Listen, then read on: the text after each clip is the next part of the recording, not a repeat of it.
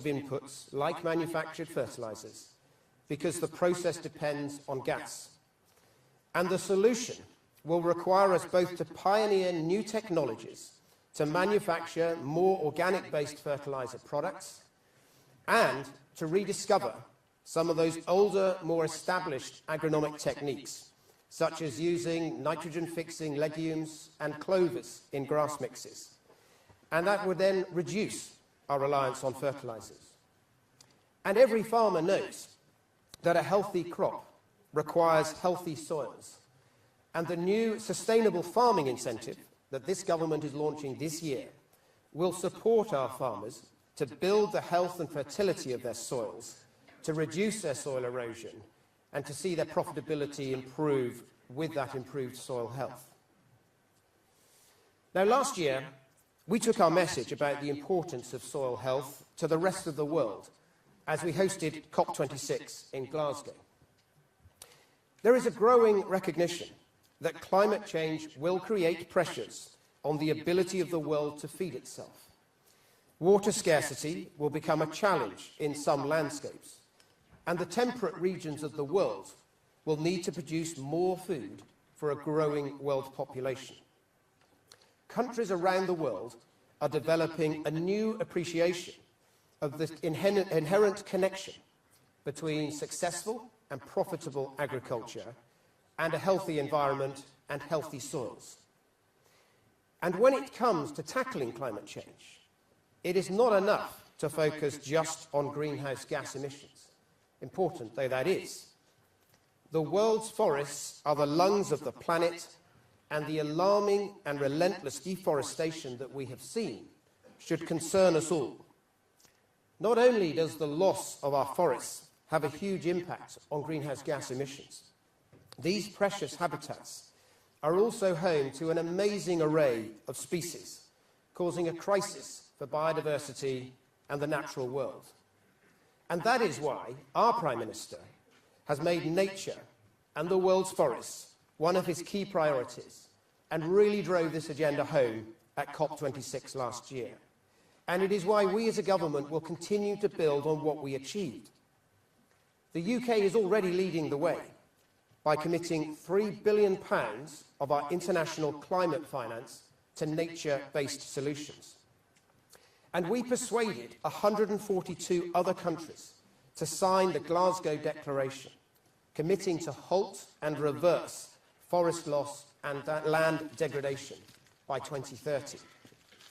We had leaders representing over 90% of the world's forests signing up to that Glasgow Declaration, from the northern forests of Canada to the tropical rainforests of Brazil and Colombia and Indonesia. There is nothing more conservative than a will to conserve the environment. Conservative governments pioneered legislation to address the pollution of our rivers, improve the quality of our air, and tackle the impacts of greenhouse gas emissions. And as precious habitats are being lost, we as Conservatives are stepping up to take action, at home and abroad. It is our fight, our party's fight, and our country's fight. And it was, of course, a Conservative government that established the Darwin Initiative way back in 1992 at the Rio Earth Summit. Since then, the Darwin Initiative has funded over 1,200 projects in low and middle-income countries around the world, helping to both conserve biodiversity and to reduce poverty. And our new £500 million Blue Planet Fund is supporting developing countries to protect the marine environment and also reduce poverty. Closer to home, last year our world-leading Environment Act became law, creating a new domestic framework for our environment outside of the European Union. And just this week, I have been able to set out the ambitious targets that we have set ourselves in areas such as biodiversity and species abundance, and on water quality and air quality. And I want us to use our newfound freedom outside of the European Union to do better for our environment, to put in place a regime where there is more room for science and less obsession with legal process. So, ladies and gentlemen, As the Prime Minister said at COP, we have a chance to end humanity's long history as nature's conqueror and instead become its custodian. This is a mantra that has long been at the core of conservatism. Successful agriculture and the health of our environment go hand in hand. Now is the time to recognise that, and it is we as Conservatives that are leading the agenda. Thank you.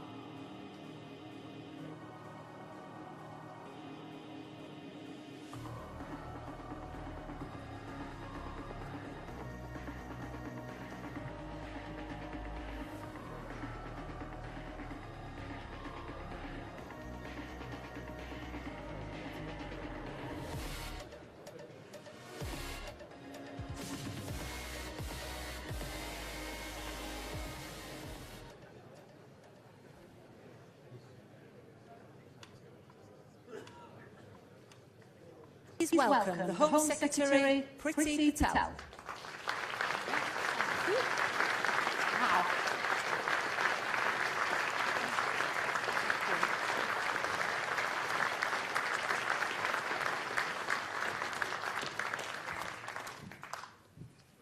Good morning. Fellow Conservatives, friends, 2 weeks ago I was in Poland, in Mediaca to be exact, on the border of Poland and Ukraine. What I saw was a human tragedy on an epic and heartbreaking scale. Women of all ages with their children and grandchildren. They had left behind their brave husbands, fathers, sons and brothers to fight for the values, our values of freedom and democracy, the very values which define who we are. Their lives had been packed into suitcases, no larger than the size of the case we would take on a short break. But what I saw was the incredible response from our dear friends in Poland, from their government, their volunteers, and charitable groups who on the front line had organised the most professional response to manage and welcome refugees fleeing the war.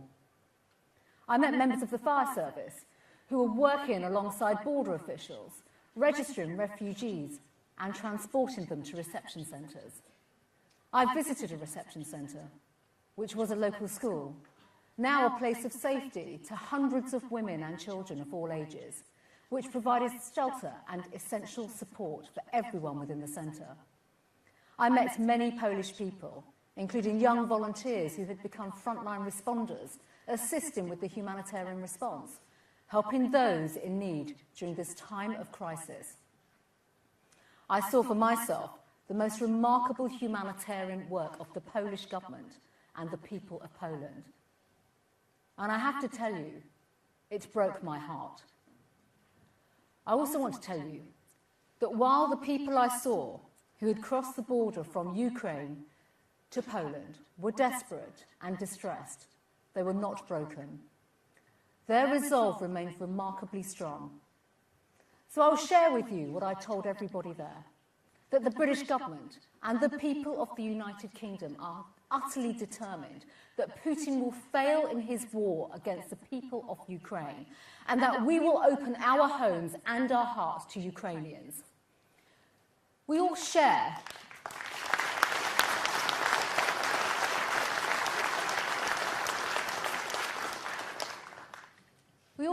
a human need to be safe. The UK will not walk by on the other side. We will always stand for freedom and the values which are fundamental to our way of life. Only one thing about this terrible war is simple and straightforward: who is right and who is wrong. Putin is the aggressor.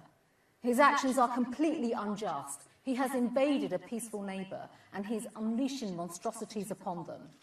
His forces are encircling cities, shelling hospitals, schools and care homes. As hell rains upon them, Ukrainians know that the United Kingdom stands with them in their hour of need. And there are forces more powerful and more persuasive than the apparatus of war: democracy, friendship, freedom, love. There is widespread revulsion at the war on Ukraine. And the United Kingdom is working with like-minded countries in response to sanctions on Russia, the likes of which have never been seen before. Putin's cronies have hidden dirty money in our country. Well, we don't want it here.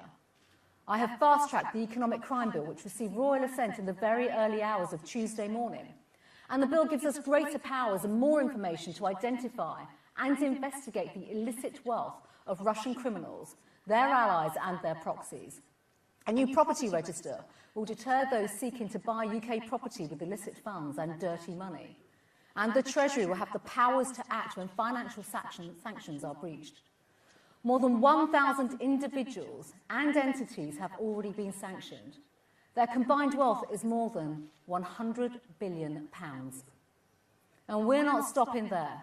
We will introduce a second economic crime bill in the next session of Parliament, and it will bring the greatest changes to the companies register in 150 years. We will bring forward reforms to prevent the abuse of limited partnerships, new powers to seize crypto assets from criminals, and measures to give businesses more confidence to share information on suspected money laundering. No criminal or kleptocrat will be able to hide behind a UK shell company ever again.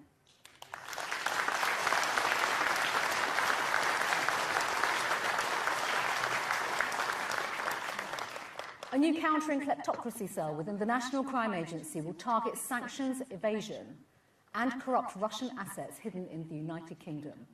And will work with other countries to ensure that there is nowhere else for Russian dirty money to hide.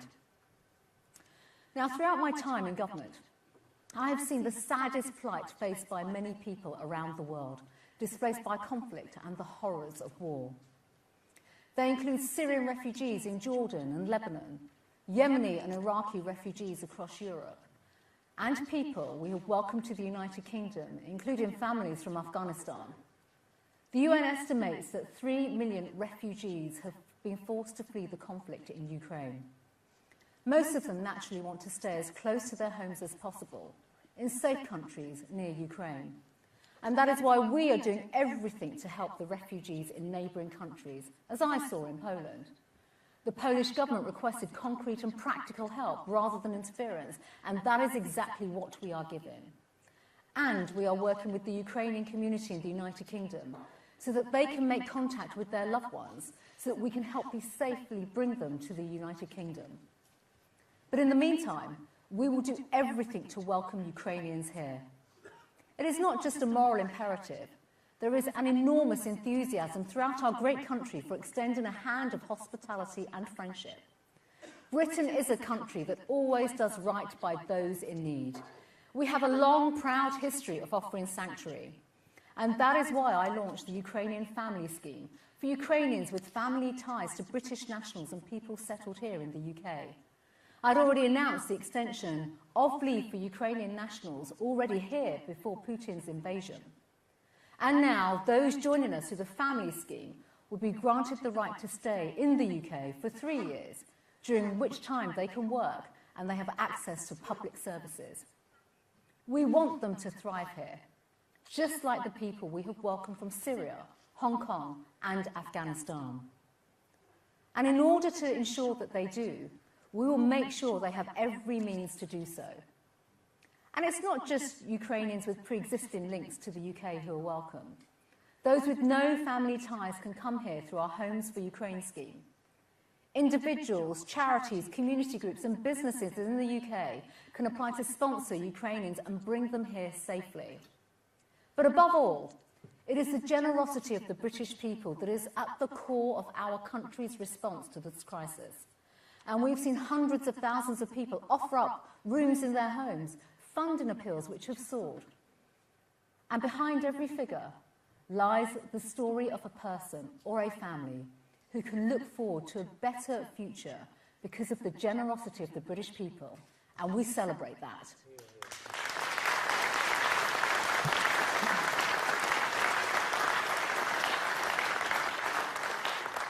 But friends, it will not have escaped your notice that our opponents claim we do not care about the needy and the vulnerable. It is the opposite of the truth. Since 2015, we have resettled almost 25,000 men, women and children, seeking refuge from cruel circumstances across the world, more than any European country.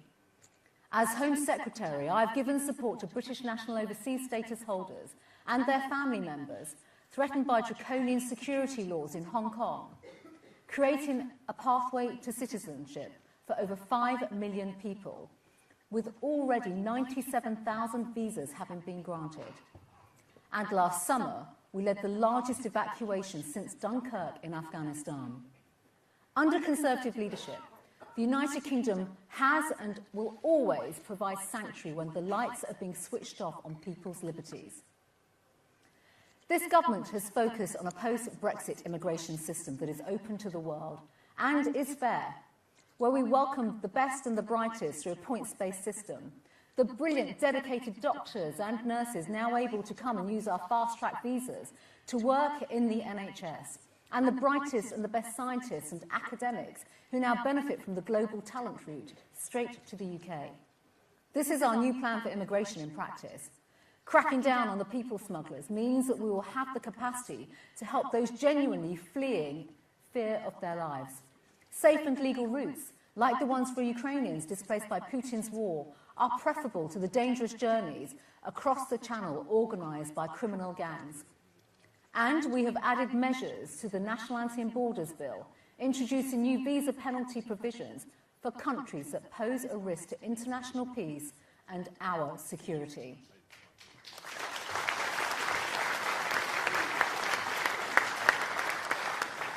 Accommodation and other resources are not unlimited. We will be less able to help those in most need if we do not control our borders. And all states have a responsibility to have planned and controlled migration and asylum. And to sustain that system, all of it, it has to be a fair one. And this government promised to regain sovereignty, and we have made immigration and asylum policy a priority.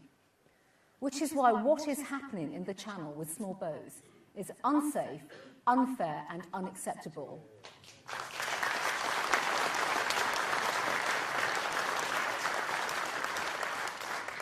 The cause of this relentless flow of migrants landing on our shores are the vile people smugglers, characterised by ruthlessness and greed. Now, I know you feel angry and frustrated about this. I do too.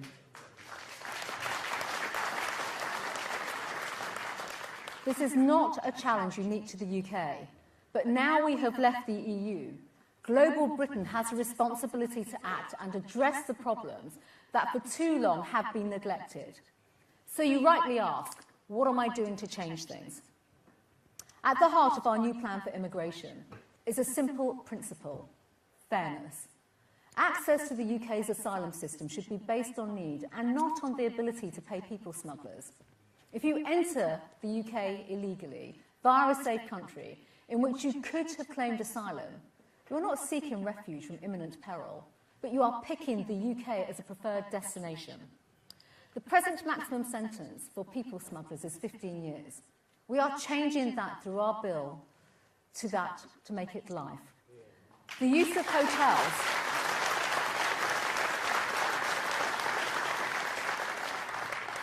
The use of hotels to accommodate arrivals will end, and we will bring forward plans to expand the government's asylum estate to accommodate and process asylum seekers, including for return to a safe country.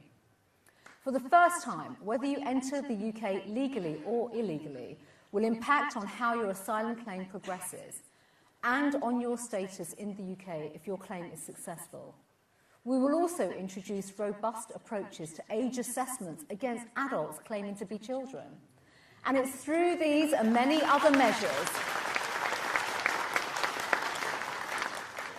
it is through these measures, my friend, in the Nationality and Borders Bill, which will return to Parliament next Tuesday, that we will bring lasting changes to this broken system, which is currently the right thing to do, because what we must do is be fair to those who need our support and firm on those who abuse our laws.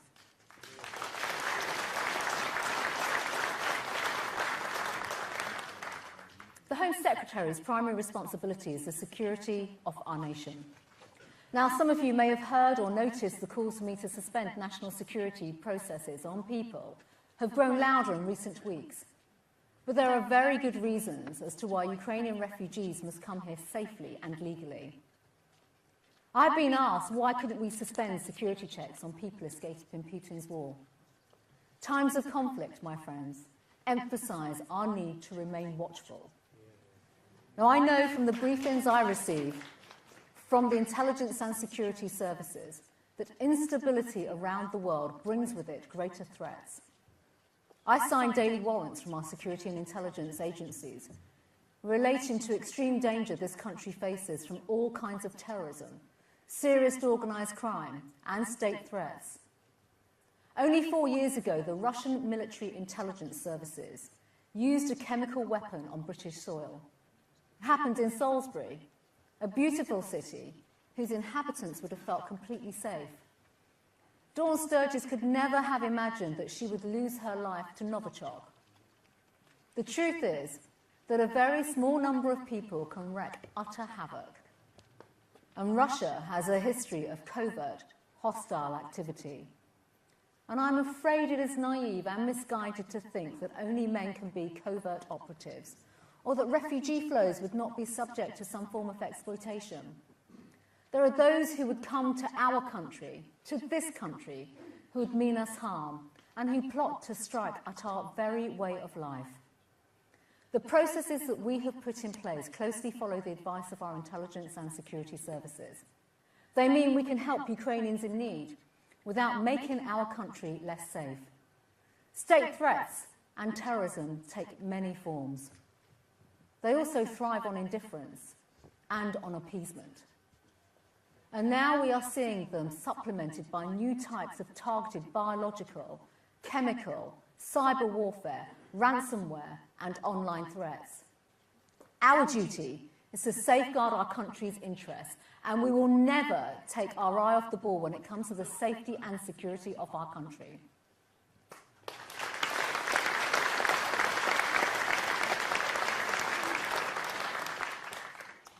Rightly, our focus is on the current crisis in Ukraine. However, at home, we continue to deliver on the people's priorities, for which many of you, my friends, campaigned so hard on in 2019. The safety and security of our communities and citizens is paramount. Crime has unspeakable consequences on those whose lives are scarred by appalling acts of crime, abuse and violence. Our approach to crime will always be based upon seeking justice for victims, but also ensuring that perpetrators are subject to the full force of the law. Since we met in Manchester, we have continued to back our police with funding, resources, and importantly, the laws they need to keep our country safe. Through our Beating Crime plan, we are well over halfway our target of recruiting 20,000 police officers. We are pursuing the appalling scourge of drugs, and our actions on targeting county lines and the drug gangs are working, as law enforcement go after the kingpins behind the deadly supply lines. To cut crime, we must cut down on drug use. which is why we have expanded support for drug testing on arrest. Illegal drugs are responsible for murders, serious violence and neighbourhood crimes, and we will continue to reform police accountability, performance and transparency to ensure that their focus is that of the British people, which is to prevent and to cut crime.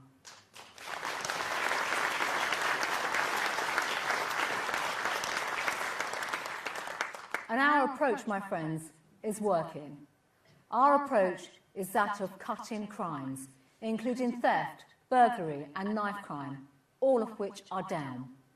I will continue to be relentless in the pursuit of criminals to ensure that everyone, every community can be safe and that our streets and neighbourhood are free of crime. Friends, I began my remarks by sharing with you what I saw 2 weeks ago in Poland. What I saw there, through the acts of kindness and care, were the very universal values which we as Conservatives hold dear to our hearts. The preciousness of freedom, safety and security, which unite and bring us together. We value the enormous benefits of living in a free and safe society, and we must always be resolute in our determination to safeguard them. What is happening in Ukraine is the saddest reminder of the depths to which humanity can sink to strike out those values. Our duty is to safeguard our country's interests and to be reliable and supportive to our friends who share our values. It is right that we do everything that we can to help Ukraine in this hour of need.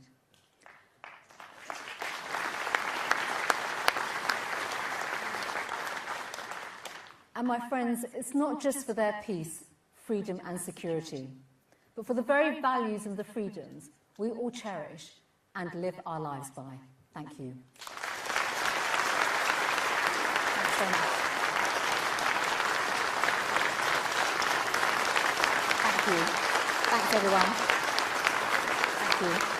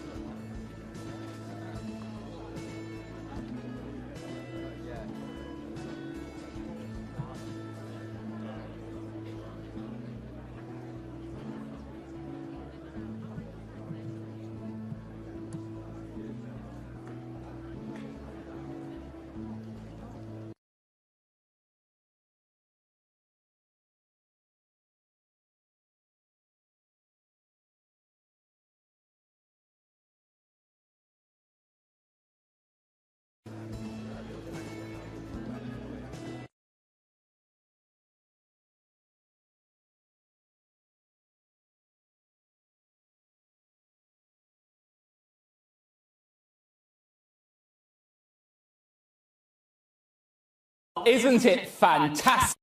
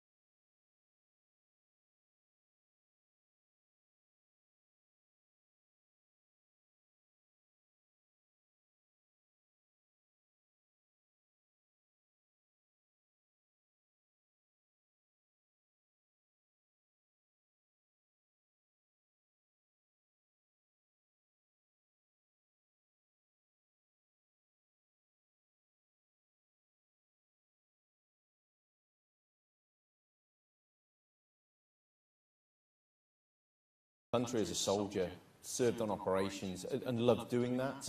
Unfortunately, I got shot at a young age, rehabilitated, but I ended up getting post-traumatic stress and 15 years suffered in my life, and it ultimately ended up going to take my life. I spoke about it in the chamber, been able to help people through the same journey. But then when I rebuilt my life, I didn't want anyone to go through what I had, and I love serving my country, so I thought, how can I best serve my country? And I stepped up and entered the process to become a politician. Wasn't as straightforward, it was very hard, I was determined, but it's a decision I made that I have seen change in people's life, and it was one of the best decisions I made to step up and do that.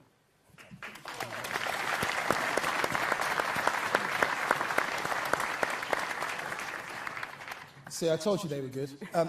Sarah.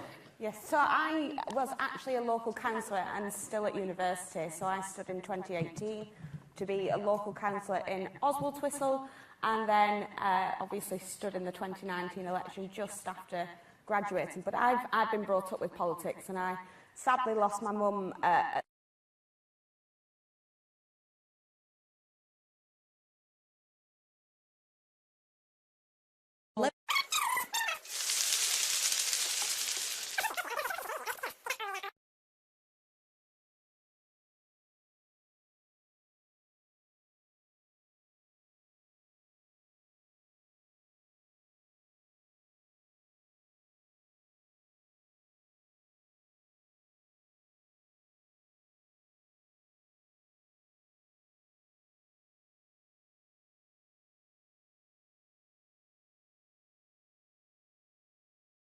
Is that within the constituency now you represent? Yes, so it's where I live now, so I represented that from 2018, and then when I became the Member of Parliament, I then stood down from the council because it was just too difficult to try and do both at that point during a pandemic. So yeah, it's my home, my constituency. Matt, what's your story? My story, so I'm just regular old me. My political journey sort of started when I was younger. I was a bit of a political anorak. All the kids who I went to school with, they were fans of Ryan Giggs and David Beckham. And my hero was a bald, middle-aged fellow with a very distinctive accent. He led this party. I bought completely into what he was about. And at that point, I was at school, went out, got involved with the association, started delivering the leaflets, knocking on the doors, and I've never stopped yet. Great. Well, that's something. I think that was actually an uncommonly good William Hague impression. we might get him to do that later. So that's how you got to be where you are. Could you just give us a bit of a sense about how being elected as an MP changed your life? Because it's not like lots of other things. Sarah, could you just give us a sense about what it's been like for you personally, members of your family, since you become elected? So I was obviously the youngest on our side when elected. I was 24 years old, so it completely changes your life. One day you sat in Highbury, you're at your count and you don't know whether you're going to win or not. The next day you're packing up and moving to London with a huge suitcase, and you walk into what's like Hogwarts really for you. It's a whole new world. And I turned up, and I remember there was this process where you went to different rooms in Portcullis House in Westminster, and they give you this rucksack that was bigger than me, and I was wandering around, and then you basically get given your iPad and your laptop, and they say, there you go, good luck, you're now a Member of Parliament. You don't get any ideas or instructions as to how to do it, and then you start hiring your team in an office. But we were in the position then where we were struck by the pandemic, so some of us didn't actually have our teams set up at that point. In terms of for your friends and family, yes, it's very different for them because, I mean, my friends were the same age as me, 24 years old, and you don't see them as much as you should. You are travelling a lot. I travel Monday to Thursday, and obviously, being from Highbury, it takes me 4 hours each way. So it is difficult for your family and friends to get used to, but you always have to make sure that you find that time, that quality time with your family and friends. Very good. Matt? I think actually when you turned up, when you had your induction effectively, you walked around these different rooms and they give you this in that room, and they give you that in the other room. And I remember we got the iPad. And unfortunately, they'd set the email address up on the Friday before we started on the Monday. Well, by the time we'd got there, the inbox was already full. So you're flicking through this thing and they're pinging in. That was quite an experience. In fact, the one thing that I distinctly remember was everybody getting a bag. They got this backpack that had your laptop in, and it had a brown paper label on it. And everybody decided the brown paper labels looked really naff. So they all took them off.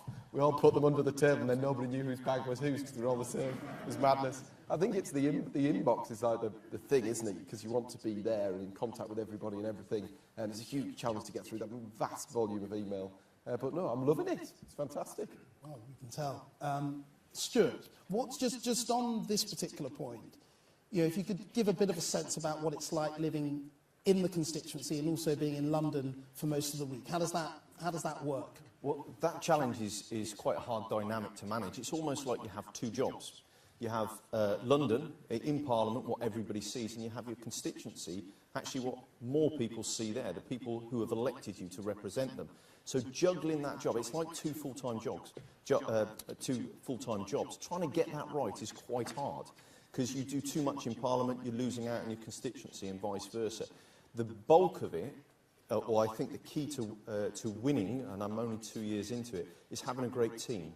A team that can work with you, having a great association that understand that you cannot be every event like you were. I was in Wolverhampton for 12 months before campaigning, so I could be at every event, I could do everything. You can't when you're voting on a Monday night at 10 o'clock at night. You can't make the local events, but understanding and working with you, that's key. I found that it's one of the most rewarding jobs in satisfaction of what you can do for people's lives. And you can take what your constituents in Wolverhampton, the requests that they have, you can take it to London, see change, and we've had multiple cases where we are changing people's life in the constituency, serving again as I stepped up to do. The challenge, I don't think you'll ever get that right balance, because it moves from week to week, from events and what's going on. And what I find within a constituency, you can control and organise and plan for most of what goes on.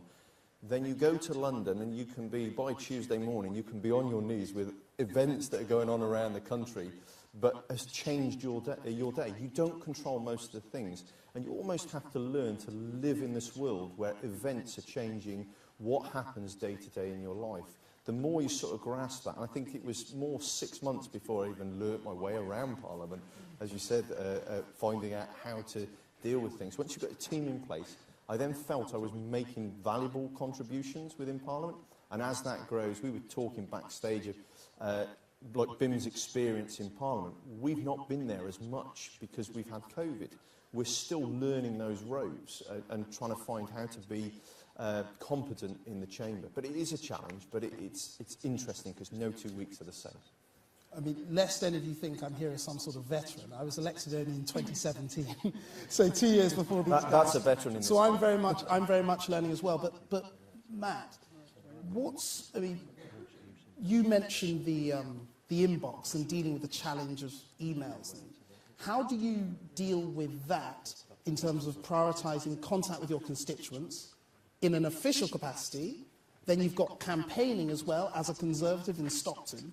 How do you manage that whole process, and how do you do that? Because obviously a lot of people here are activists in their own constituents. I think that's one of the big challenges, actually, is the scale. So I remember first arriving, getting that iPad and the pinging of these emails coming in.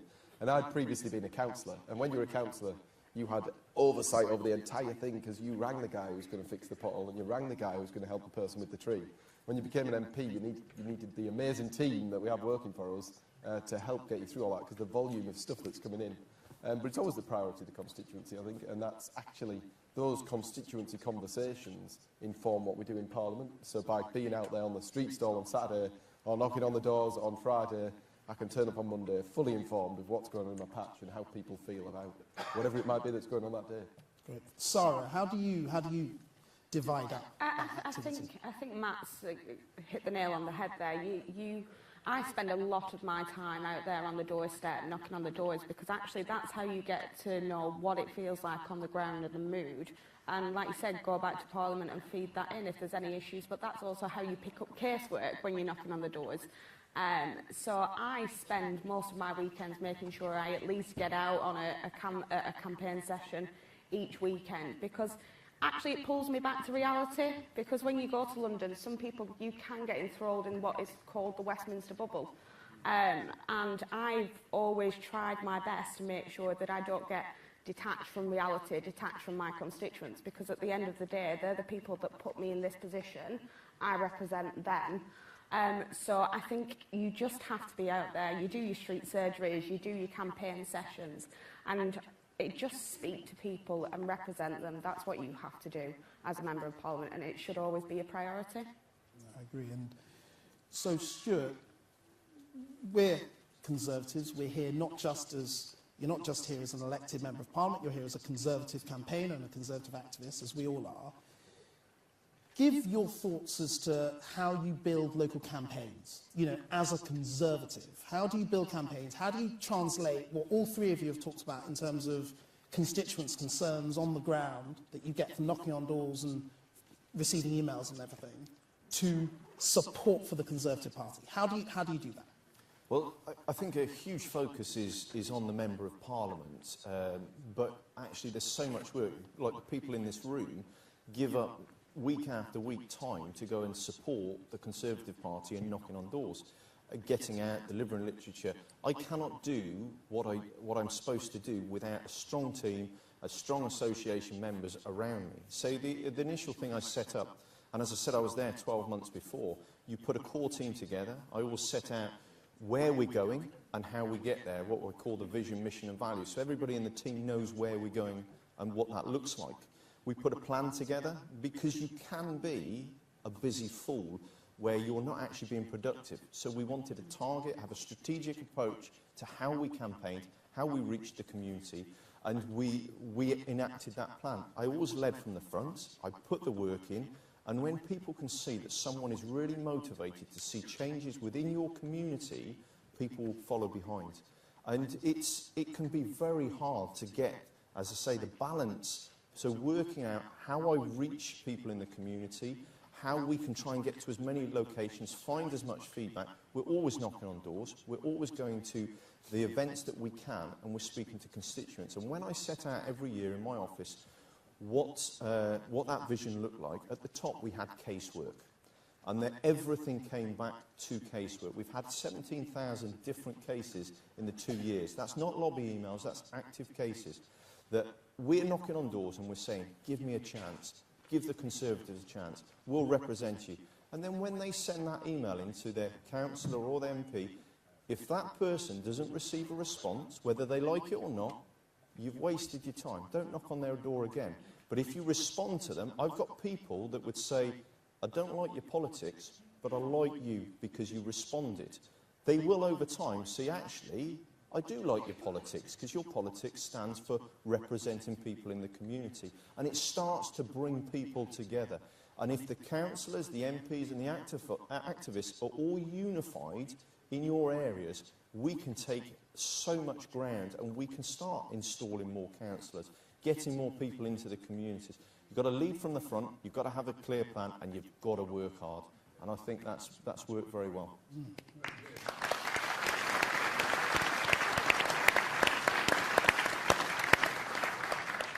So we've mentioned working with councils, but unfortunately not all councillors in this country are Conservative councillors.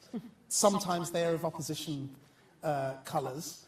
Matt, how do you work with, and tell us a bit about, for example, the composition of your council and your constituency, and how do you work with opposition councillors? Because, and I can say in my own constituency, I find this with Liberals and Labour, you know, it works well sometimes, it doesn't work well other times. How do you find it, and how do you make it a positive thing? So we have a Labour-led council, no overall control, but Labour-led, with a few independents helping them along the way. Well, I think actually one of the things I started doing, because I'd seen it, having been a councillor in the patch, I thought there was a value in having an MP or engage with them. So I invite every councillor to meet with me, regardless of their colours. Probably every 3 months, every 6 months, we email them, do you fancy? Not everybody takes me up on the offer, which I think is a bit pathetic, actually. But people of all, councillors of all colours have engaged. They come along with their wish list. We have a debate about whatever the issue might be of the day, whatever's going on their patch, and how I can help in my role to deliver alongside them. But actually, we've got elections next year, and hopefully there won't be many of them left. So we're going for it. We're going to make them all blue. There we are. Sarah, how do you find it in yours? What's the composition of your council? So I have 2 councils because I have 2 wards in Rosendale's, both Labour-led councils. But actually, what we both did at the beginning of the pandemic, the Labour leader of the council, we sat down and said, look, this isn't about politics. People are going to struggle and suffer, and we need to be able to work together through that. So that built a relationship between us, which is quite positive. I'm not turning around and saying that I think that they do an amazing job and they're fantastic, because I do criticise what they do, but there's that respect for each other, which I think we see that as well in Westminster, that respect outside and inside the chamber with some of the Labour members of Parliament. But we have created a respect for each other, which I think is important. So, yes, but I'm hoping that we get a lot more blue councillors this time in May. So we're out there fighting. And Stuart, in your bit? Well, when I turned up in Wolverhampton, 60 councillors, 9 of them were Conservative. I think we're now just gone to 16. We've got a third of the elections, and then we go all out next year.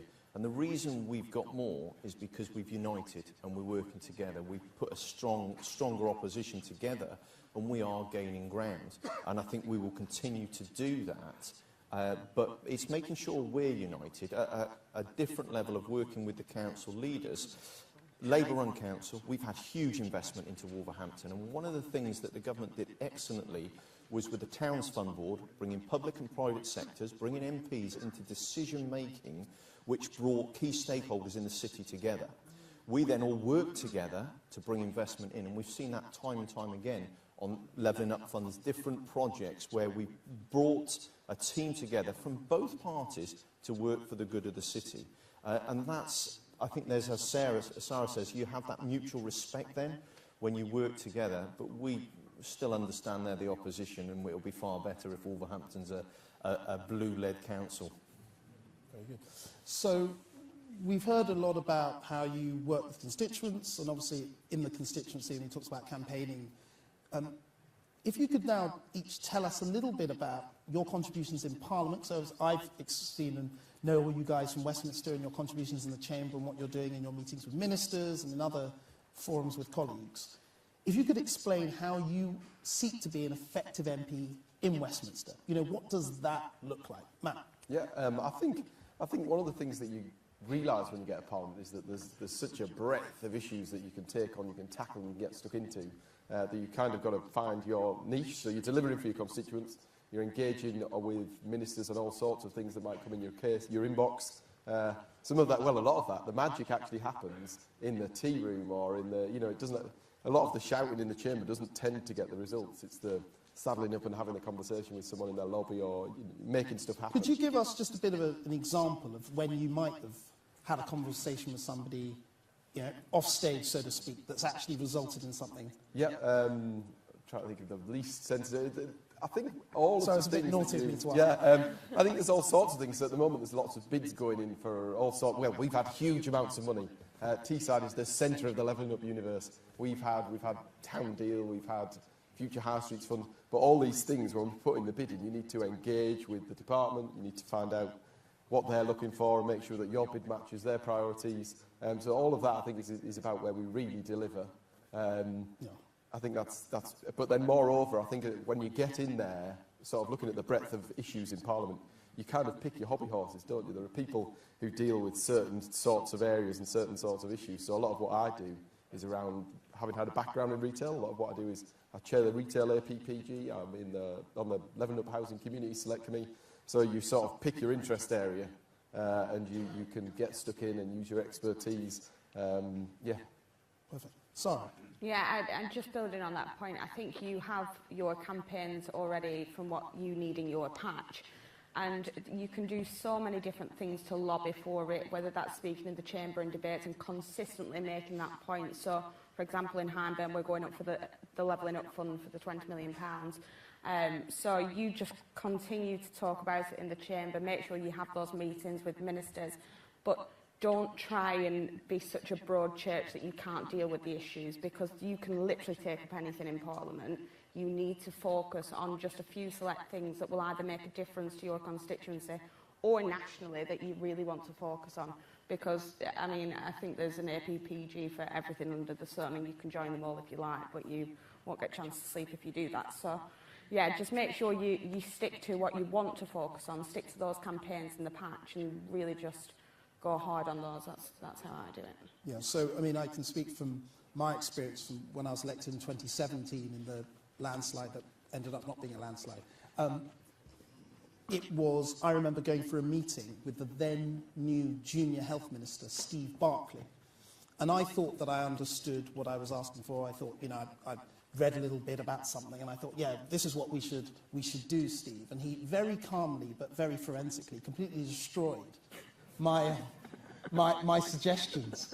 And it taught me a very important lesson. By the way, he did it very nicely. He's a very nice guy. But it taught me a very important lesson, which is you really have to be sure of what you're talking about, specialise in what you understand and know, because you can be sort of spread so thinly in Parliament. And you guys, as I think everybody has seen and heard, are very, very focused. Stuart, how do you use your time in Parliament most effectively to be an effective member of Parliament? So what I found in Parliament is it never panned out how I expected. I thought like I was going to understand all these areas and be knowledgeable in all of them, but I spent 26 years in security and defence working around the world with some very unique experiences. And the whips said to me first off, why don't you apply for the Defence Select Committee? Have a look at that. New MP, I'll never get it, and I got it. I then got put on the Nato Parliamentary Assembly, so I represent the UK Parliament in Nato. And outside of dealing with local issues in Wolverhampton, I've ended up spending a huge amount of my time within defence, and I've brought unique experiences to that. And actually being able to work a lot behind the scenes, I've seen changed policy. When I shared my maiden speech in Parliament, I'd spent many years in defence, protecting people, and my actions had saved lives before. I spoke in Parliament on my maiden speech. 2 people got in touch with me and said they stopped going to take their own life because I'd given them hope. So I saw my words could actually save life rather than my actions.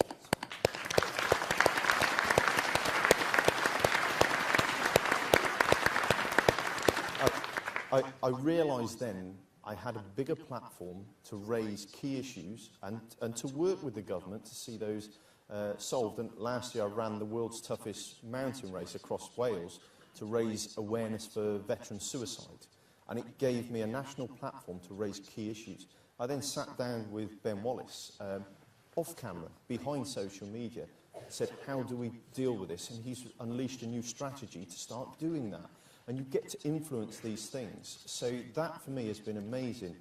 If I never achieved anything more, I've done more than what I thought was possible as an MP. I want to achieve far more, but the platform and the access you get is brilliant, and you can bring that experience you've had before into Parliament, and that's one thing that I've absolutely loved. This is just before I come on to sort of final remarks from each of you, I'm just very personally very curious about what you mentioned, the NATO Parliamentary Assembly. And look, we're not here to talk, we've got the Defence Secretary who will be giving us his views later on. But could you just give quickly a bit of a sense as to what the NATO Parliamentary Assembly is, how it works, and anything about what you've learnt about how NATO operates? Because obviously we're doing a huge amount with NATO at the moment. Sure, I did joke backstage I was Ben Wallace's warm-up act, and now I'm going into that in more detail. So all members of NATO put the parliamentarians together, and we start discussing policy, shaping what NATO looks from a political viewpoint. We bring that information back, and we brief teams back here. So working with the Defence Select Committee and NATO, I remain current in many areas. So I was on the Russian border in the Arctic Circle before Christmas, looking at the threat from Russia, pre-invasion. you get to go and see all of the different aspects of warfare around the world. We've commissioned studies like from hypersonic weapons, so we understand what Russia's capability would be and things like that. Very similar to a Defence Select Committee, but you work with all the other NATO members and build relationships. And one thing we have seen is with the Defence Secretary, his relationships with all the other countries has been able to bring solution time and time again to a lot of the conflicts we're facing. And that didn't start when he became the Defence Secretary. It starts when he was a backbench MP interacting with other nations. And we create a very credible stance of the UK within NATO, and we're seen and held in high regard. And hopefully I had my contribution to that, representing the UK on that platform. But it's a huge honour to be involved in something like that. Very interesting.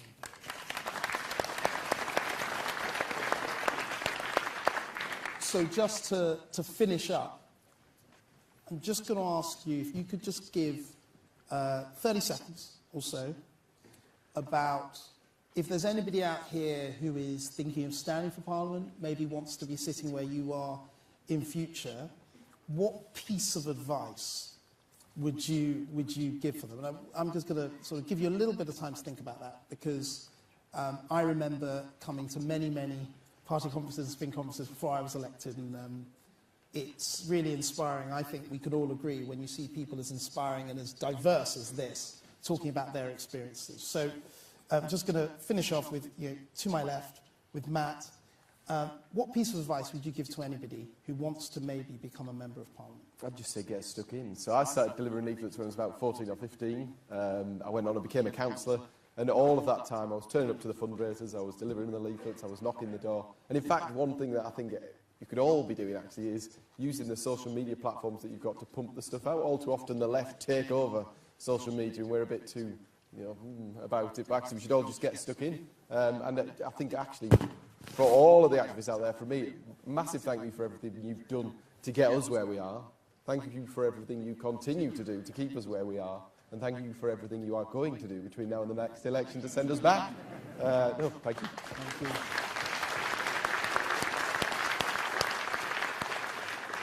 Sarah.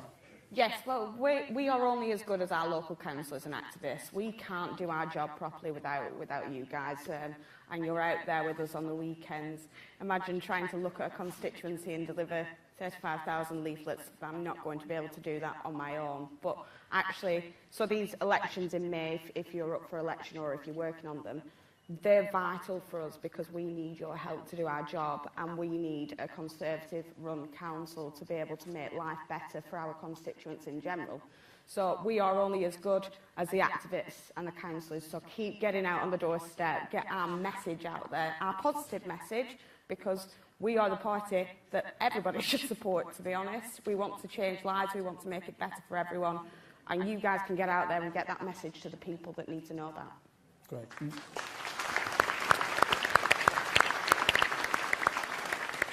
Right, Stuart, 25 seconds. Okay, the first thing... Your tip. First thing I do is say pause, think about it. Do you 100% want it? If the answer is yes, don't leave any stone unturned. Just keep going and going and going until you achieve that. But make sure you know why you're going there and be authentic and be yourself. Great.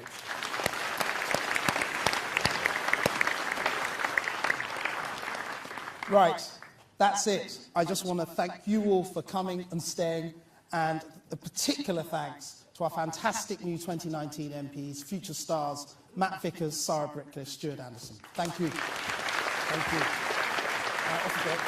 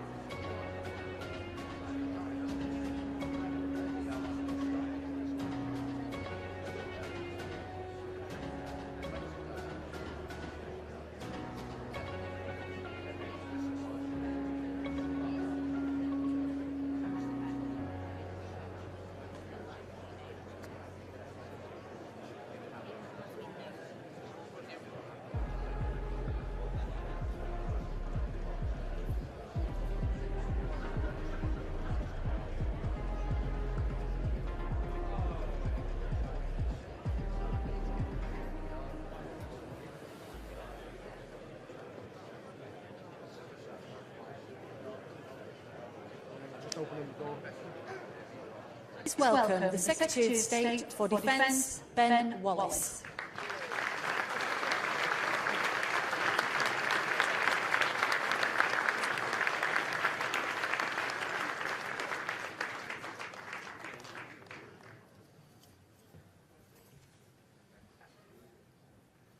Good morning. How lovely to be here. Sun always shines up here, especially on Tories, I've always noticed. Before I begin, can I just ask that we all give a very warm welcome to the Ukrainian ambassador, Vladimir Pisteko.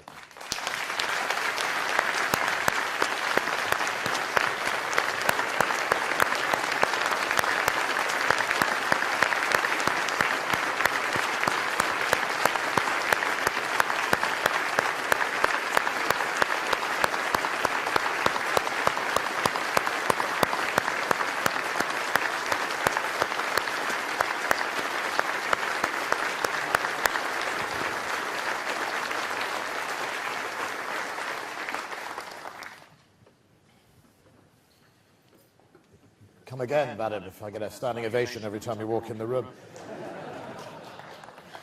Vadim, we're extremely pleased to welcome you here today, and I know how much work you do behind the scenes to not only build the consensus for the support for your brave people, but also help deliver real action in that support in that country.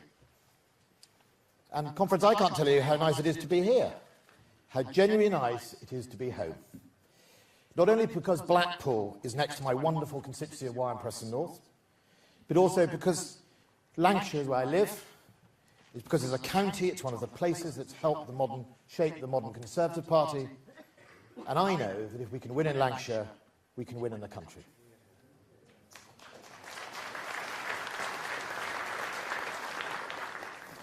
Every year in this town, veterans of my regiment, the Scots Guards, meet here to remember the Falkland Islands and the Battle of Tumbledown. This year will be especially important for them as we mark the 40th anniversary of the liberation of the Falkland Islands from the grip of the Argentinian military dictator, General Galtieri. Many said it couldn't be done, that sending a force 8,000 miles to the South Atlantic was an impossible task. But history is littered with those that underestimate this plucky island. General Galtieri was not the first dictator to underestimate us. And while many here will remember the amazing Sea Harrier and the battles of Tumbledown, Goose Green, Mount Kent, we will also sadly remember the 255 British lives lost, and actually also the lives of the young Argentinians who were sent needlessly to their deaths in order to save the dictator's political position. Sounds a bit familiar. There were many standout contributions to that campaign, but Margaret Thatcher stood out for her leadership and determination to stand up for the values and freedoms we all hold so dear.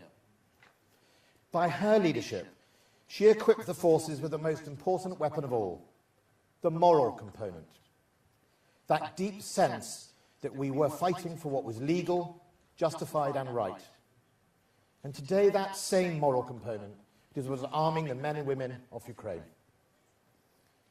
Who would have thought that after 31 years after the end of the Cold War, we would once again be facing such a direct threat to our freedoms and values? As we gather here today, we should spare a thought for the brave Ukrainians fighting the occupying forces of Russia, as we are lucky enough to sit here in comfort. I'm proud of what the UK has done to add to that moral fight. Through Boris Johnson's leadership on sanctions and military aid, Britain has led the way. Since 2015, we have helped train Ukrainian forces, underwritten equipment sales when no one else would. And we were the first in Europe to join the US in sending defensive weapons to the forces of Ukraine. To date, we have sent over 4,000 of our new anti-tank lightweight missile, known as the NLAWs. A further consignment of Javelin and anti-tank missiles, and thousands of items of body armour and other defensive equipment. But we've also led, alongside Poland and the US, the distribution of many other nations' donations. And just like in 1982, Putin's arrogant assumptions have directly led to the casualties and attrition amongst the Russian army. The Kremlin assumed that Ukraine would not fight. He was wrong. The Kremlin assumed his army was invincible. They were wrong. And they assumed the international community would splinter, and they've been proven wrong. We've never been more united on sanctions, on military aid, and in NATO. The deaths of so many young Russian soldiers are the responsibility of the Kremlin. During the Soviet invasion of Afghanistan, mothers of those killed in action called the dead boys boys in zinc because of the zinc coffins that their bodies came back in. None of us should let today's Russian president forget that despite dozens of presidents and prime ministers urging him not to invade, the international community called for peace. He chose zinc.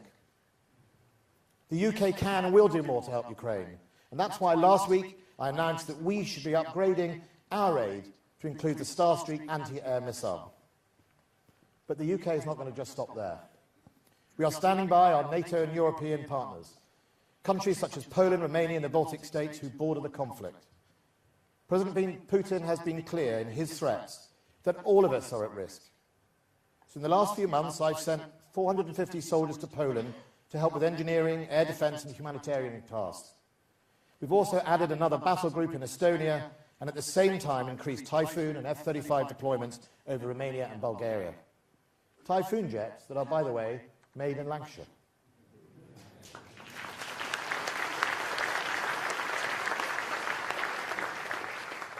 Conference, I used to joke to my officials that defence never sleeps. Turns out my joke is a little flat, so it turns out to be true. Over the last 3 years, we've been in the forefront of the COVID response, the evacuation in Afghanistan and op pitting, and now in Ukraine. My team of excellent ministers, Baroness Goldie, Jeremy Quinn, James Heapy and Leo Doherty, never stop working delivering, both on operations and on defence reforms. I simply couldn't do it without the team I have. But even before the events of the last 2 years, the Prime Minister generously gave us a defence settlement, the greatest since the Cold War, an extra £24 billion over the next 4 years. This has enabled us once again to make sure that we have the proper defence programme and reform that puts men and women of the armed forces at the heart of all we do. The Defence Command paper we published in March was very timely, and many of the reforms we're delivering are the right for this competitive age. But defence isn't just about the front line. It's also about everything else that goes on behind it. The defence industry, the training, the skills, the civil servants and the veteran services. Behind every front line is a strong support base. The failures of the Russian army in Ukraine show us that. Unless you invest in the people, then nothing can be achieved. Defence and levelling up go hand in hand. As a Lancashire MP, I'm incredibly proud of our Prime Minister's determination to level up across the whole of the UK and to invest in skills and jobs up and down the country. And after COVID, we all have that duty to build back better. Through the Ministry of Defence's industrial strategy that we've also recently published, we're supporting with £6.6 billion of investment into R&D to make sure that the UK continues to have a competitive, innovative and world-class defence and security industry. And that will underpin our national security, drive investment and prosperity across the Union and contribute to strategic advantage through science and technology. A great example of that is the new Defence Science and Technology Laboratory due to be opened next week in Newcastle. The location of the unit, with its proximity to world-class universities with a high proportion of STEM and computing students, will allow it to thrive, supporting world-class defence development from within the heart of Newcastle, whilst also supporting new jobs in the North East. Newcastle is DSTL's first established science and technology hub and will specialise in artificial intelligence and data science. A1 AI data science will benefit from an extra £142 million investment from DSTL over the next 4 years. This is not the only new defence investment taking root in the north. Last autumn, I announced that the recently established National Cyber Force will be permanently based in Samlesbury, Lancashire. The site will continue to contribute to national security, whilst also boosting skills and employment and investment for the next age into the local area. It will be backed by £5 billion of investment to 2030. It will be jointly run by the Ministry of Defence and GCHQ. The site will be, as I've said, at Samlesbury, nestled between Blackburn, Preston, Bolton and Burnley, and will create thousands of new skilled jobs in a region with award-winning further education colleges, world-class universities, thriving defence and an aerospace sector.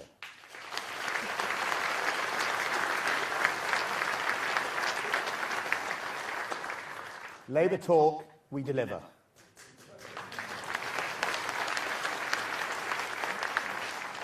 But that's not all. A further delivery against the government's pledge to level up and decentralise. And I can announce today that the new home of the Defence Business Services, that's the organisation that supports the MOD's financial and HR services as well as veterans, will be based right here in Blackpool.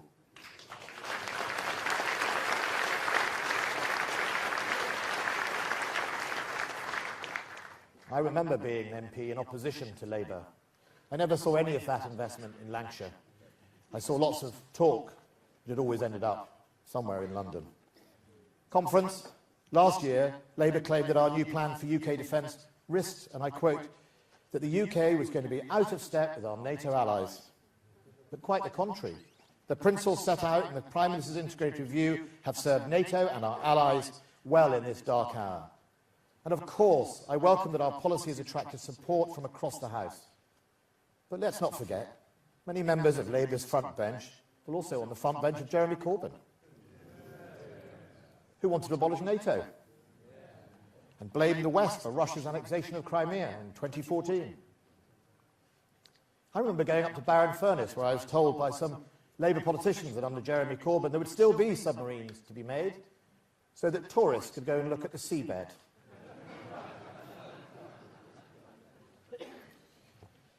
In contrast, the year of the Falkland conflict, Mrs Thatcher told the Conservative Party conference that peace, freedom and justice are only to be found where people are prepared to defend them. That remains the case today.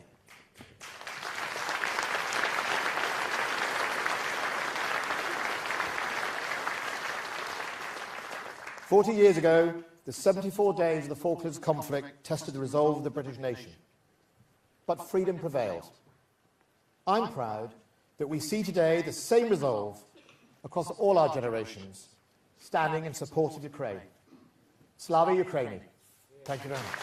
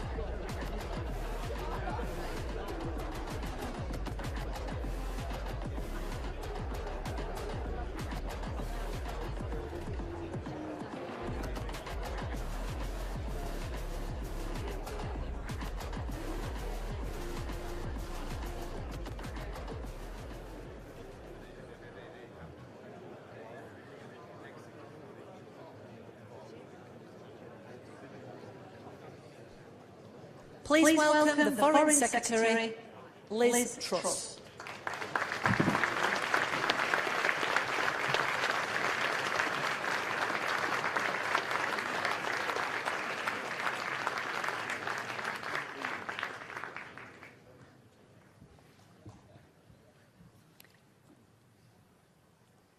Conference. As we meet here in Blackpool, we face a different world from the one we've known over the past decades. Putin's illegal, unprovoked invasion of Ukraine has shattered the notion that freedom is free. It's shattered our post-Cold War complacency, and it's shattered our collective security. I'm proud that in this moment of peril, the Prime Minister and this Conservative government have stepped up to lead. We've stepped up by providing lethal aid to Ukraine. We were the first European nation to do so, supporting with NLAW anti-tank weapons, and now with anti-aircraft weapons. We've stepped up by leading the global effort on sanctions, hitting banks and oligarchs, targeting mansions, yachts and aircraft, cutting Russia out of SWIFT, and leading the calls for Nord Stream 2 to be cancelled. Our sanctions are crippling the Russian economy that funds Putin's war machine. And we've stepped up our leadership on humanitarian aid. We're the second largest aid donor, providing everything from generators to blankets to food. And British people across the country are offering their home to support Ukrainian people in need. That's exactly what British foreign policy is. We stand up to bullies. We fight for freedom. We galvanise our allies around the world.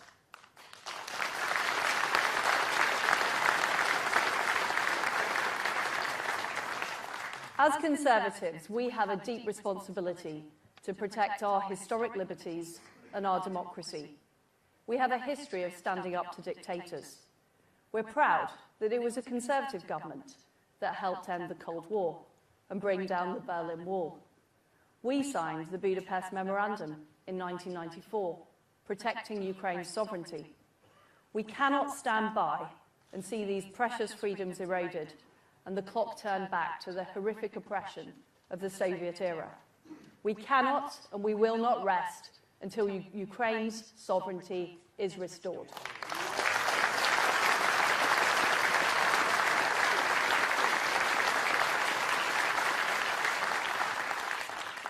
In our belief in freedom and democracy, we are joined by our friends from Ukraine. We've been inspired by the incredible leadership of President Zelensky and the bravery of the Ukrainian people. I am delighted that we are joined today by their fantastic ambassador, Priti Patel.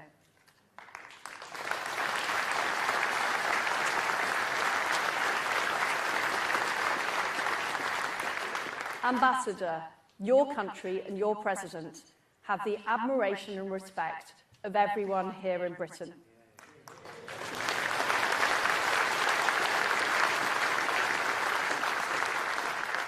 Our two nations understand how precious freedom is and what it means to fight for it. Our friends in Ukraine see and understand the strength of our support. I hear that some people in Ukraine sing God Save the Queen as they use British equipment. Well, Ambassador, everyone in the United Kingdom is saying Slava Ukraini.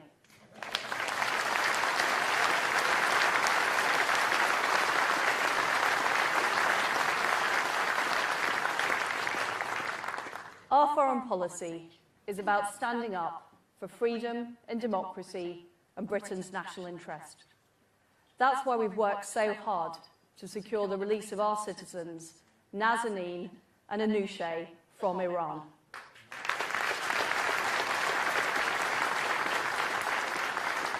I was delighted to welcome them back home to Britain in the early hours of Thursday morning. And it's also why we're determined to fix the Northern Ireland Protocol and restore the balance of the Belfast Good Friday Agreement. We need more flexibility from the EU, and we are prepared to do what it takes to protect the United Kingdom and ensure that all communities in Northern Ireland are treated fairly.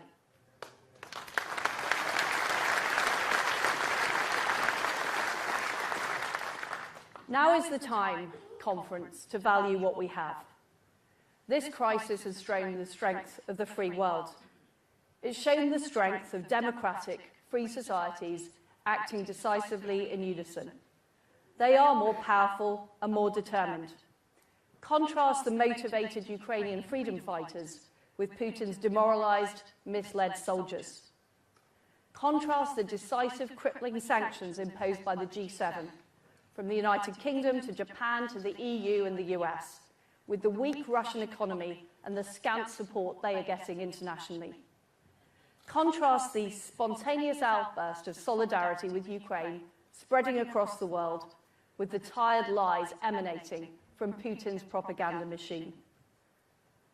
When we are free to speak out, when we can choose our own government, when we control our own money, it makes our nation stronger.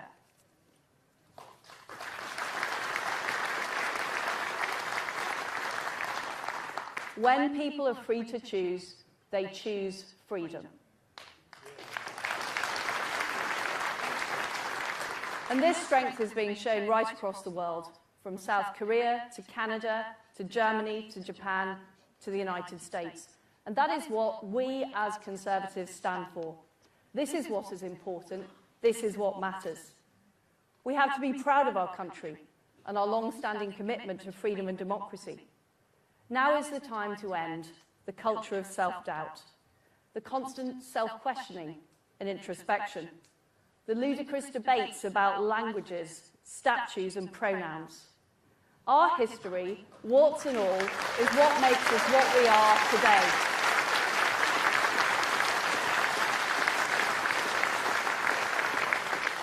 We live in a great country, a great democracy, and we should be proud of it.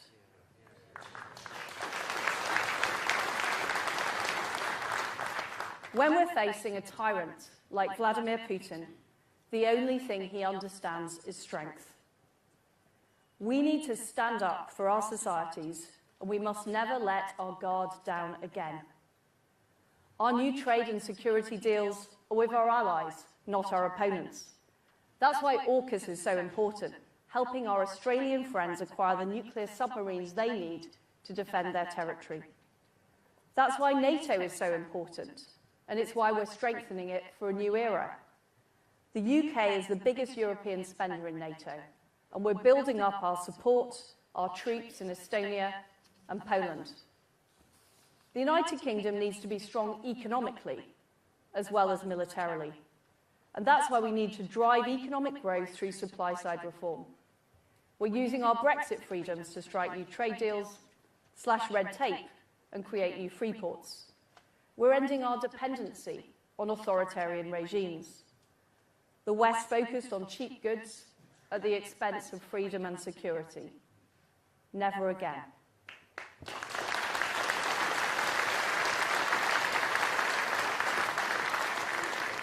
We're banning Russian oil from our markets. We've ripped Huawei out of our phone networks, and we have new vigilance on our critical supply chains.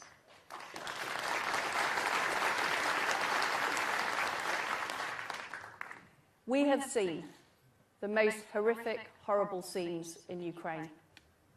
We have seen a war in Europe for the first time in decades, and we're seeing incredible bravery from the Ukrainians and deeds of valour that will be written about for generations to come. Britain has stepped up. Now we must do even more.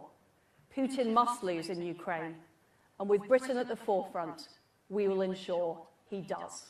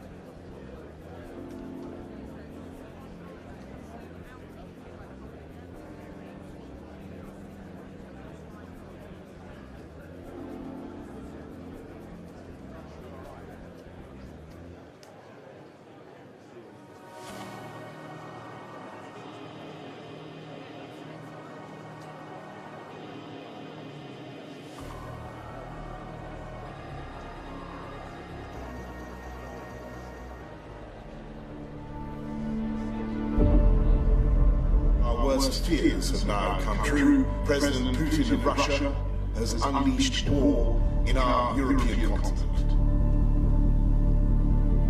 This crisis is about the right of a free, sovereign, independent European people to choose their own future. And that is a right that the UK will always defend. The UK is announcing the largest and most severe package of economic sanctions that Russia has ever seen. We will continue on a remorseless mission to squeeze Russia from the global economy piece by piece, day by day, and week by week. To our Ukrainian friends, in this moment of agony, I say that we are with you and we are on your side. Now, what we're doing is everything we can to support the Ukrainians with defensive military equipment. We're the first European country to do so. We've trained 22,000 Ukrainian troops. We sent them more than 2,000 anti-tank weapons, and we will do more.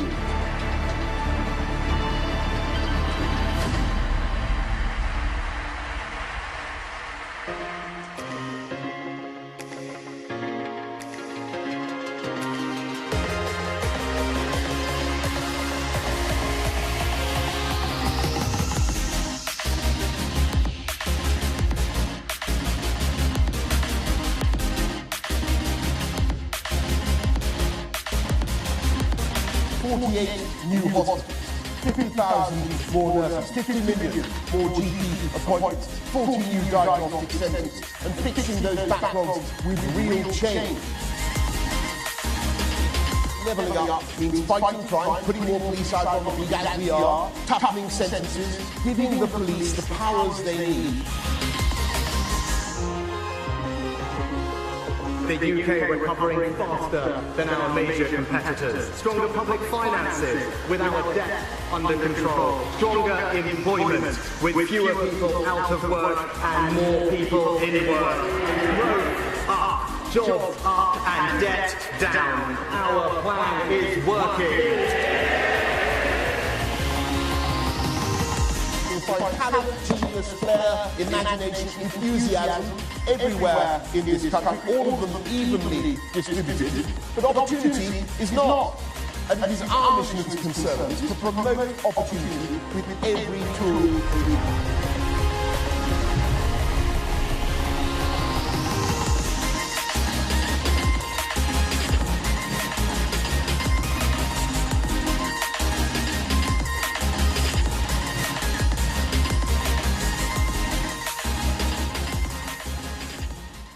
Please welcome the Prime Minister. Thank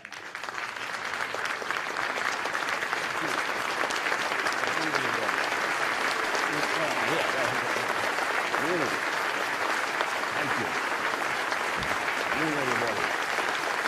This is the right one. Hi, everybody. Good morning. Please sit down. Please sit down. Please sit down. Good morning, everybody. It's absolutely fantastic to be back here in Blackpool. Absolutely. I first spoke here, I want you to know I first spoke here 25 years ago, 1997. I was the freshly defeated candidate for Clwyd South. And I did the appeal, but I don't think they could get Jeffrey Archer that day, because as you will recall, we've been more or less wiped out. And what a joy it is to come back here today, quarter of a century on, and find that we have more Conservative MPs than at any time since the 1980s, and that we not only hold Clwyd South, we hold Blackpool South, my friend. And thank you. As we meet today, a tragedy continues to unfold in our European continent. A vicious and a barbarian attack on innocent civilians, the like of which we haven't seen since the 1940s. And Mr. Ambassador, so I know there you are. Thank you, Mr. Ambassador, Ukrainian Ambassador. I want to repeat to you directly what I told your wonderful President Volodymyr Zelensky yesterday. We stand with the Ukrainian people, and our hearts go out to them. And tens of thousands of people in this country are opening our homes to the people of Ukraine. We say thank you to them and we applaud them. And with every day that Ukraine's heroic resistance continues, it is clear that Putin has made a catastrophic mistake. And you have to ask yourself why he did it. Why did he decide to invade this totally innocent country? He didn't really believe that Ukraine was going to join Nato anytime soon. He knew perfectly well there was no plan to put missiles on Ukrainian soil. He didn't really believe the semi-mystical guff he wrote about the origins of the Russian people. I don't know whether you read it, Nostradamus meets Russian Wikipedia. I think that wasn't what it was about. I think he was frightened of Ukraine for an entirely different reason. He was frightened of Ukraine because in Ukraine they have a free press, and in Ukraine they have free elections. And with every year that Ukraine progressed, not always easily, towards freedom and democracy and open markets, he feared the Ukrainian example, and he feared the implicit reproach to himself. Because in Putin's Russia, you get jailed for 15 years just for calling an invasion an invasion. And if you stand against Putin in an election, you get poisoned or shot. And it's precisely, that's what happens. And it's precisely because Ukraine and Russia have been so historically close that he has been terrified of the effect of that Ukrainian model on him and on Russia. And he's been in a total panic about a so-called colour revolution in Moscow itself. And that's why he's trying so brutally to snuff out the flame of freedom in Ukraine. And that's why it is so vital that he fails. Because a victorious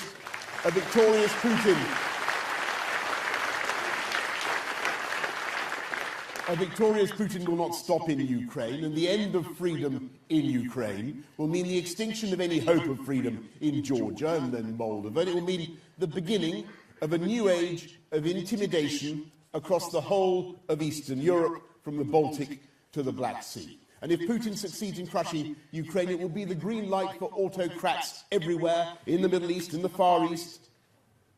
This is a turning point for the world, and it's a moment of choice. It's a choice between freedom and oppression. And I know there are some around the world, even in some Western governments, who invoke what they call realpolitik, and who say that we're better off making accommodations with tyranny. I have to say I believe they are profoundly wrong, and that to try to re-normalise relations with Putin after this, as we did in 2014, would be to make exactly the same mistake again. And that is why Putin must fail. And I know that it's the instinct of the people of this country, like the people of Ukraine, to choose freedom every time. I can give you a couple of famous recent examples. When the British people voted for Brexit in such large numbers, I don't believe it was because they were remotely hostile to foreigners. It's because they wanted to be free, to do things differently, and for this country to be able to run itself. I'll give you another example. When the British population came forward to be vaccinated at such incredible speed, voluntarily, unlike many other countries. I'm sure it was, of course, partly because they wanted to avoid catching COVID. Very sensible thing to do, by the way. I hope you've all had your boosters. And you have. Well, we're getting ready for a fourth jab because we're going to need it. But I'll tell you why people did it. Why did the British people come forward? I mean, 90% we got entirely voluntarily. Entirely voluntarily.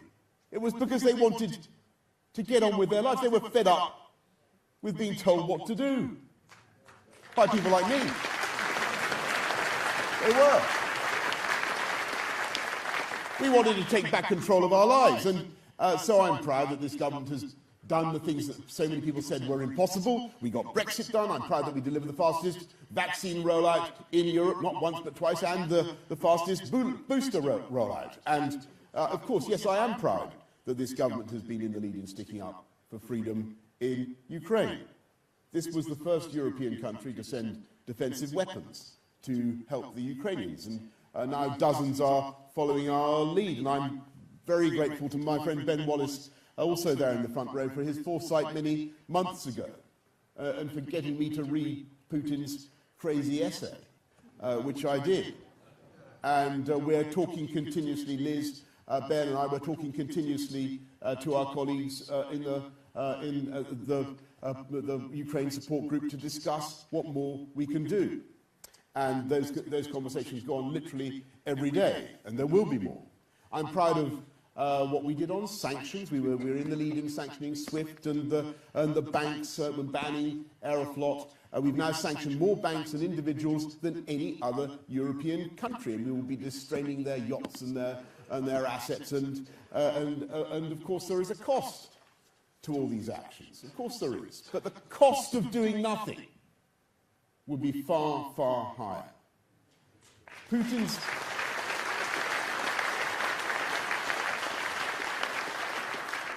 Putin's war is intended to cause economic damage to the West and to benefit him. And he knows that with every dollar increase in the price of a barrel of oil, he gets billions more in revenues from the sales of oil and gas. And that's the tragedy of the situation. He's been preparing for this moment by pushing hydrocarbons on the West like a backstreet pusher, feeding our addiction, creating dependency.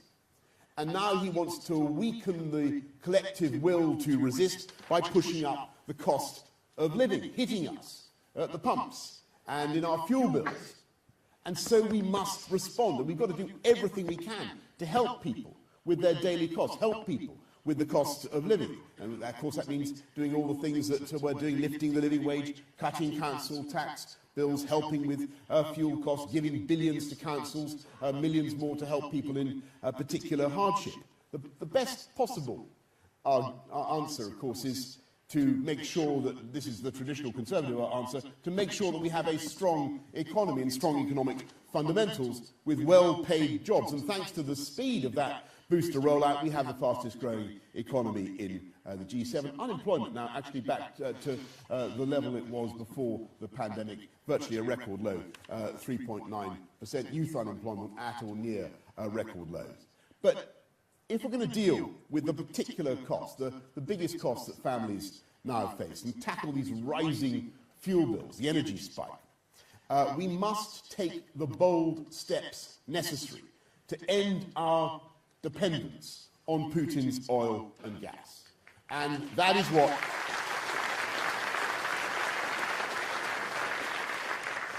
what we are doing. In the immortal phrase, it is time to take back control of our energy supplies.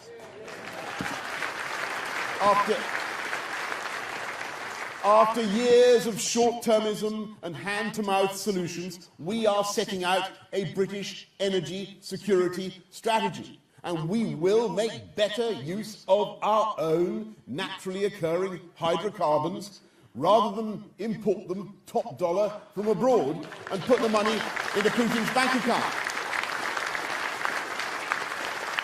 That does not mean in any way that we will abandon our drive for a low-carbon future.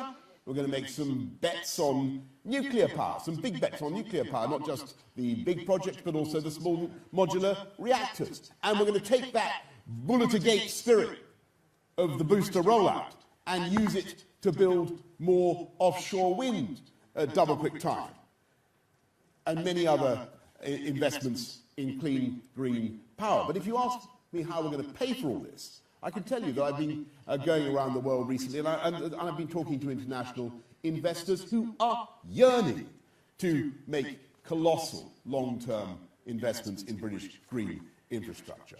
Colossal. And there's a reason why people want to come to this country, many, many reasons why they want to come, but you're seeing them invest massively in everything from tech to finance to green power. And that is that they know what this government is doing. They know about, I mean, you may not believe it, but they do. They know about our levelling up agenda, my friends. They do. They've heard of it. They have. They're very well informed. And they know that we have a plan to unleash the potential of this whole country, and they can see how we are doing it.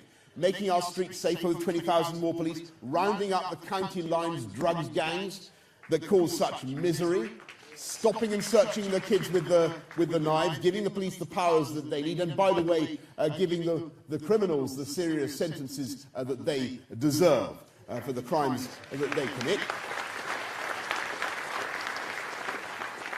Tackling the middle-class drugs use, by the way, that helps to drive so much of the consumption. But doing things... Thank you for that small clap for that. I think it's about time that the government said that we don't tolerate this kind of concern. But it is driving misery across the whole country. It's driving the county lines gangs, and we should be absolutely frank about it. But what we're doing goes far beyond that, and people around the world can see what levelling up is doing. The massive extension of fibre optic broadband, and I'm just trying to look for Nadine. How's Nadine? Perhaps Nadine isn't here. But we are, Oliver. You were doing it. Massive expansion. Massive expansion when you were at DCMS of full fibre gigabit broadband. It is a great thing for our country, and we need to do it. We will go further and faster, investing massively in road and rail, and not just the colossal schemes of the integrated rail plan, Northern Powerhouse Rail, making sure that the Midlands and the north of the country finally get the kind of commuter-style rail networks that have been taken for granted for so long in the South East. Huge schemes that we're doing. They'll be transformative for the UK economy. But look at the little things that we're doing as well, or relatively smaller schemes, such as the new tram improvements in Blackpool, which I was delighted to see the other day. I congratulate the Blackpool authorities on what they are doing, because it's driving tourism, it's driving investment, even more investment here in Blackpool, and that's what levelling up is. I went for a run. You may not believe it, but I did. I went for a run this morning on the beach. Absolutely beautiful. Better than anything in the Caribbean. That is not mere gallantry. It is true. And it's true. I mean, that time in the morning, 6:45, sun coming up, unbelievable.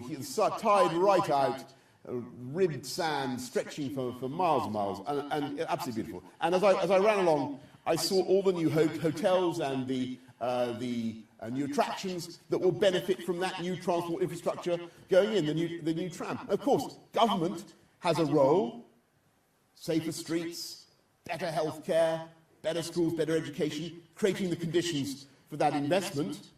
But in the end, you need the private sector, the animal spirits of the private sector, to come in and have the confidence to invest. That's what it's all about. That's the fundamental symmetry at the heart of our Conservative vision. And as I was running along the sand, I saw a man who seemed to be prospecting with a kind of steel pole or tube. And I asked him what he was looking for, hydrocarbons, perhaps. And what do you think he was looking for? Does anybody have any idea? I tell you, he wasn't an oil well. He was looking for lugworms. And he showed me some lugworms that he had caught. And I will tell you, my friends, that the lugworm is not perhaps the most beautiful of God's creatures. But bigger fish love lugworms. And I want you to know that we Conservatives back everybody in this country who gets up early and invests their time and their skill and their energy and their effort in the hope of a bigger return. And that is...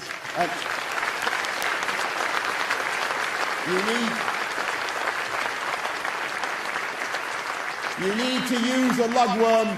You need to use a lugworm to catch a bream, my friends. And I have a bream, as they say. I have a bream. I have a bream of a vision of a one-nation conservatism, that takes that capitalist spirit and uses our wonderful free market system to make sure that we have the revenues for Rishi Sunak to pay for our fantastic NHS and the 50,000 more nurses and the thousands more doctors that we're hiring. Pay for all the wonderful staff who are clearing the COVID backlogs. Pay for our defences. Pay for Ben Wallace's troops. Pay for our 20,000 more police officers. Pay for investment in skills, like what we're doing with the Blackpool and Fylde College, the new multiversity that's opening, because that is what levelling up is all about. And it is those wonderful public services that create the climate of confidence, which means that private sector investment comes in. And it works. This formula levelling up, I believe, is right for the whole country. It's vital to understand this. It's vital. It works everywhere. By unleashing talent everywhere across the UK, still under the old model, the most imbalanced European economy. By unleashing talent everywhere, you stop the overheating and the stress and the overdevelopment that is a part of the failed economic model. And we take the whole country forward together. That's what we're going to do. And that's why Rishi, I think, is totally right to be driving a new age of post-Brexit entrepreneurialism. Tough word to say. You know what? But you know what I mean. Low business taxes and other fiscal incentives, the 8 new free ports, and all the new freedoms that we're currently taking, driven by Jacob, who's our invigilator of these things, to do things differently and do things better now that we can. And I think it's because of the spirit that people can see in this country that we're seeing a surge of investment in the last few months. Another $1 billion just this week from Al-Fnar, from Saudi Arabia in Teesside to make green aviation fuel, top of $1 billion from Nissan for a gigafactory, $1 billion from Mubadala for life sciences, $6 billion for Iberdrola, a Spanish company in East Anglian wind farms, $1.5 billion from Blackstone from labs and the creative sector. The list goes on and on. It is absolutely astonishing. $1 billion here, $1 billion there. You're talking about serious money. You're talking about tens of thousands of high-wage, high-skilled jobs. And there's another reason, of course, why investors come here. And when they think about the UK and what it's going to be like for themselves and their families, they think about the time that they're going to be spending in the UK. And I'll tell you something, it is the invincible strength of this country that we believe, by and large, and within the law, that people should be able to do whatever they want, provided they don't do any harm to anybody else.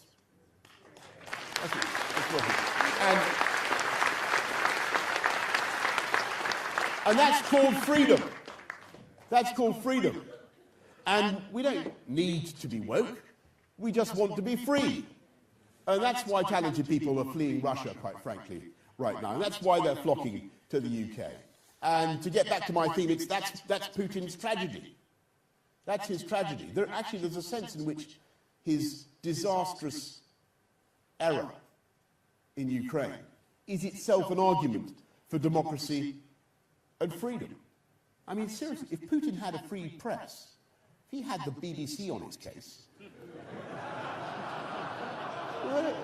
let's be serious. He would know, whatever you may think, he would have known the truth. Or a version of it. He would have known the truth. No, come on. If he had free, impartial, responsible journalists, let me put it that way, then he would have known the truth that the Ukrainians are a proud nation with a charismatic leader, and he would have known before he set out on this disastrous and inhuman venture that they would fight to defend their homeland. He would have known that. And he wouldn't have locked himself in this echo chamber of sycophants. And on which subject, if Putin had to explain himself to a real parliament with real backbenchers, whom, of course, all leaders must have a very, very lively regard, backbenchers who had to justify themselves every day to their electors, and of course at elections. You know, I don't believe that he would have been capable of such a crescendo of disastrous and self-destructive mistakes. Isn't that the truth? Now look, I don't believe that democratic freedoms are going to sprout anytime soon in the Kremlin. Far from it.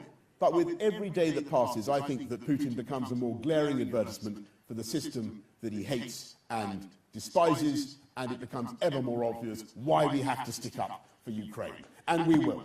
And that's why we will continue with absolute conviction to stick up for freedom under the law. Freedom under the law at home and abroad, even if it means making some tough decisions. We made a tough choice, for instance, over Christmas and New Year, to keep going, to keep our economy open, when some people said we should go back into lockdown. We made the tough choice to open up last July, when I think that the Labour Party said we were being reckless. Never forget, if we'd listened to Captain Hindsight and the Labour Party, I never tire of telling you this, but it's true, we would still be in lockdown, and we would certainly not be seeing the strong growth and employment that we're seeing today.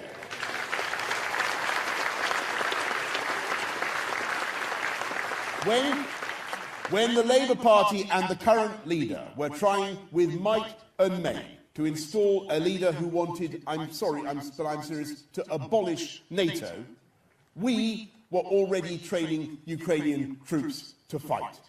And it's an absolutely incredible fact, but it's true. At a time when Russia is being led by a president who's capable of bullying and threats and who's plainly capable of making dangerous and irrational decisions, we have a Labour Party whose shadow cabinet is stuffed with people who only recently voted to abolish the UK's independent nuclear deterrent. That's right, 8 of them. The shadow foreign secretary, unbelievable, the shadow living up secretary, shadow transport secretary, I haven't got the entire list, but you can find it out. That's them. Do we want them in charge, my friends, at this moment? Do we want them running up the white flag? Do you see them standing up to Putin's blackmail? By the way, in the next few weeks, do we want them running our councils, when we know that up and down the country, Labour councils cost you more and Conservatives deliver better services? Do we want them in charge of the economy of this amazing country of ours, when there has never been a Labour government that left with unemployment lower than when they arrived? Let me tell you, when you go out campaigning in the next few weeks, as we all will, joyfully, let me tell you that my message to everybody on the doorstep is that it is Conservatives. It's Conservatives who get things done even when they look difficult. And it's Conservatives who take the tough decisions to help you, to be on your side, to help you with the cost of living. And it's Conservatives who stand up for freedom against the blackmail of Vladimir Putin. And I'll tell you why we do it. And we do it not out of ideology, because we know through long experience that it's only by sticking up for freedom that we can deliver long-term prosperity and security. And that's what we will deliver together. Thank you all very much, and thank you for coming to Spring Conference. Thank you. Thank you. Thanks, everybody.